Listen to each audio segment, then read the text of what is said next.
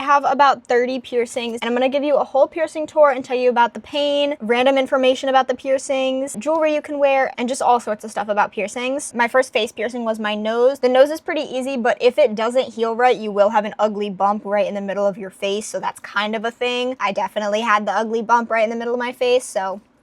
But it went away and it's fine now. You can also do a ring in your nose. That could be cute depending on the shape of your nose. I'd say the nose is a pretty easy one. Septum piercings can be very easy or very bad. There's a particular spot in your septum that the needle will go right through and it will barely hurt at all. But if you don't go to a good piercer, then they're gonna pierce it in the wrong spot. When you see a septum piercing, it should be very close to the tip of your nose. If it's further back and there's distance between the edge of your nostril and the piercing, that's a problem, and it was pierced in the wrong spot. It also probably meant that it was very painful to get it pierced. So there's seriously a sweet spot for the septum. Make sure you go to someone who knows what they're doing, because if you don't get it pierced in the right spot, it'll be way more painful than it needs to be. It could have a ton of trouble healing. There could just be like a bunch of different problems with it. The septum also obviously can be stuck into your nose and hidden. I know this is a benefit to a lot of people, and I often stick mine into my nose when I don't want to see it, because sometimes I don't want to see it. It's definitely not my favorite piercing that I have, but it was probably one of the easiest, and it healed super quick. Next, we'll do my lip piercing. This was my most recent piercing that I got. I got it only a couple weeks ago, actually. It's been doing okay. It wasn't super painful, but I did have trouble talking for like a day and a half, but I feel like that's a given. It was also a little hard to drink with the cup with the fresh lip piercing. That gets a little weird, but once a couple of days goes by, it's pretty okay. I love this one. It's called a vertical labre. There's lots of different lip piercings you can get. Also, this is a vertical labre, so it goes straight through my lip. It's not in my mouth at all, which means it's not disrupting my teeth at all. A lot of mouth piercings, cheek piercings, anything that goes into your mouth can be really bad for your teeth, including your tongue piercing, which I'll get to, but this one is not invasive in that way. Also, with a vertical labre like this, you can only have this sort of jewelry in it. It's called a curved barbell, and it has two balls at the end. There's also this, which is an option, which makes it look like there can be a hoop in there, but don't be fooled by the vertical labre, because you cannot actually put a hoop into a vertical labre and have it look normal. If you want a hoop lip piercing, that is just a labre. It's not a vertical labre, it's just a labre. And that is pierced right through your mouth right here, and that one goes into your mouth and around your whole lip like this. Like, picture this is the jewelry and it's a ring, you know what I mean? I don't know anything about those because I don't have one, but it is more invasive. It can screw up your teeth and gums. But if you want the hoop around your lip, which is super cute, then I understand. And I would assume that's probably about just as painful as the lip piercing, which, like I said, wasn't too bad at all. Part 4 is posted.